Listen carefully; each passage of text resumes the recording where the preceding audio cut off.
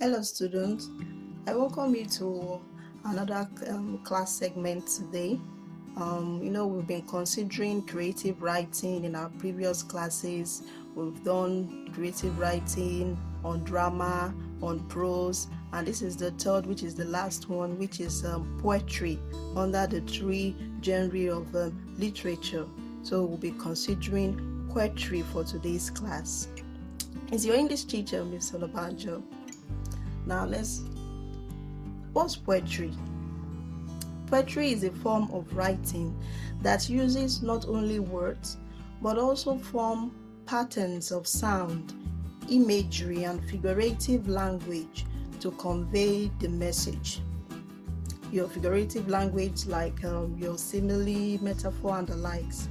It is arranged in patterns of lines and stanzas of verses. A person who writes poem is a poet. A person who writes poem is a poet. Now the next on the slide we have examples of poems. One here we have Nightfall in Soweto by J.P. Clark. The second we have Abiku by Wole Soyinka, he's a popular novelist. Then the third one we have Telephone Conversation by Wole Soyinka also. Then another example, or under examples of poetry and of poem, we have Streamside Exchange by J.P. Clark. And the last, Song of Sorrow by Kofi Ono. Now, the next on the slide is features or elements of poetry. Number one here is title. There's no topic you are going to treat that will not have a title. Now, this shows what the poem is all about. Example of such a poem you have like My Mother, Africa, and the likes. That's the title. Then the next one we have theme. This is the message that the poem is trying to convey. The message is a message. When you read the rhymes of a poem, the story that it tells. Then the third one, we have verse and stanza. This is a group of lines related to a topic and can be subdivided in couplets, 2 lines stanza. The fourth, imagery and symbol. This is the use of images and symbol to create mental using imaginative language. It's a compound word used here. Then the next one we have rhyme. Rhyme. These are words ending with similar sounds at the end of a line of poem to create effect. Like you have this rhyme like Humpty Dumpty sat on the wall, Humpty Dumpty had a great fall, and some other musical rhymes that you know. Then we have the sixth one, repetition. It is used for emphasis. When you repeat something, it's for emphasis or clarity, sort of. The seventh, you have mood and tone. This looks at the approach and poet's state of mind. For example, using persuasive approach or narrative approach. Your persuasive approach is like your argumentative sort of approach. You're trying to convince, and your narrative, you're trying to relate an event or something. So depending on the approach the writer has chosen to use. Now the eighth one, you have plot. This is used mainly in narrative poem. You should know that. Then under the features, we have figures of speech. Figure of speech. This is a word or phrase that possesses a separate meaning from its literal definition, like your hyperbole. Now you can say, I drank a drum of water. Yeah, that's not the literal meaning. It doesn't mean that you actually drank a drum of water. It's an exaggeration. So these are another figure of speech that we have.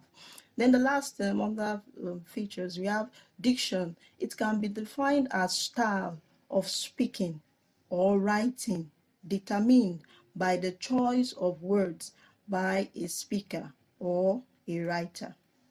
So let's move on to the next slide. We have types of poetry. Types of poetry. We have one here, epic. This is a long narrative poem about heroic deeds, e.g., Dare by Wole Soyinka. The next we have ode. This is a tribute to a subject or thing. It can be in form of praise. You know, when you praise someone, e.g., ode on a Grecian horn. The third one we have ballad. Ballad. This is a poem that expresses the heroic past of a village or community and chanted like a song. If you watch all these village film and they are trying to praise the king also.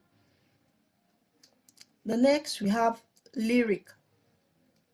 This is a short, simple poem that is meant to be sung, which expresses personal emotion. It expresses personal emotion, what you are feeling inside. You are expressing it out.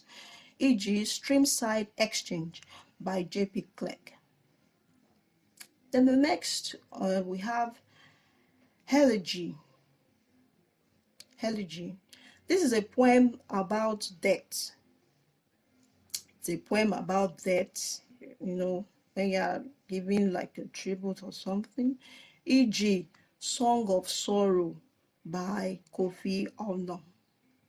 Then the sixth, under the types of poetry, we have sonnet. This is a poem of 14 lines divided into 8 lines, octave, and last 6 lines, sextet, e.g., Shakespeare sonnet. The next we have pastoral poetry. This is a poem that concerns rural life and landscape. It's a poem that concerns rural life and landscape. The next, we have free verse. This is a poem that doesn't follow the rules of poetry, but is done in a way the poet chooses to write. You can write freely. It's not it doesn't have a form of restriction like other types of poem. E.g., The First Time We Kissed by Kelly Roper. Then the last one under the types of poetry, we have the epitaph. This is a small poem used as an inscription on tombstone of a dead person. You know, when someone has passed on, and you know there's an inscription written on the tombstone of that person to, you know, pay your last respect. E.g., like rest in peace, in loving memory, etc. I hope you understood the topic for today's class, which is also the last under creative writing. I gave you an assignment in the first class, which was on drama. I didn't see any of the assignments. Well, I've done my bit. I expected you to do yours. Nonetheless, stay safe and enjoy the rest of your day. Thank you.